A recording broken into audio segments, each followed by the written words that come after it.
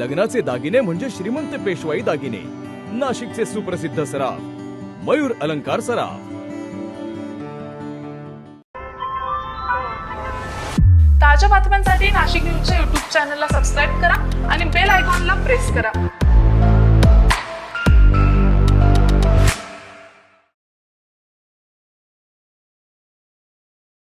कुंभमेळ्याच्या पार्श्वभूमीवर नाशिकमध्ये विकास कामांना वेग आलाय. दरम्यान द्वारका परिसरात रस्त्याचं खोदकाम करताना सुमारे 125 वर्षांपूर्वीची जुनी विहीर आढळून आली आहे.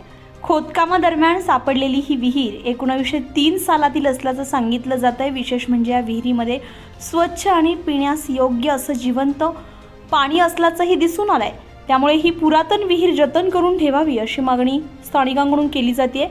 भविष्यामध्ये शहराच्या मध्यवर्ती भागात पिण्याच्या पाण्यासाठी याचा उपयोग होऊ शकतो असं मतही व्यक्त केलं जात आहे. जुनी विहीर सापडली रस्त्याचं अंडरपासचं काम करत असताना ॲक्च्युली ती विहीर सापडलेली नसून ज्यावेळेला इथे द्वारका हॉटेल होतं तिथं असं सर्कल जाळीचं मारून त्याच्यावर स्लॅब टाकला होता.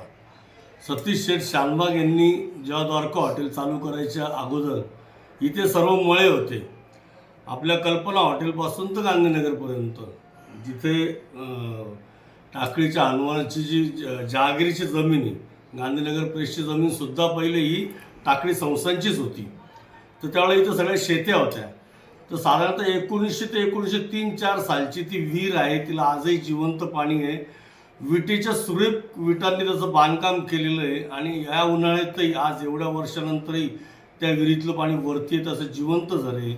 असे प्रचंड एक ऐतिहासिक वास्तू आज कालाच्या ओघामध्ये या नाशिककरांच्या याच्यातून नष्ट होते. पण अतिशय सुरेख बांधकाम जर बघितलं तर जुन्या विटा आहे. म्हणजे आज जरी त्या विटा वापरल्या तर अजून 100 वर्षसुद्धा त्या वापरू शकतो आपण. अशा पद्धतीचं त्या विहिरीचं बांधकाम आहे आणि कुठल्याही प्रकारचे आधुनिक उपकरण नसताना आज 123-24 वर्षांनंतर सुद्धा एका प्रचंड मोठ्या मळ्याला त्या विहिरीचं मोठ असायची, बैलाला मोठ जोडली जायची, त्या मोठेने पाणी पुरवठा व्हायचा.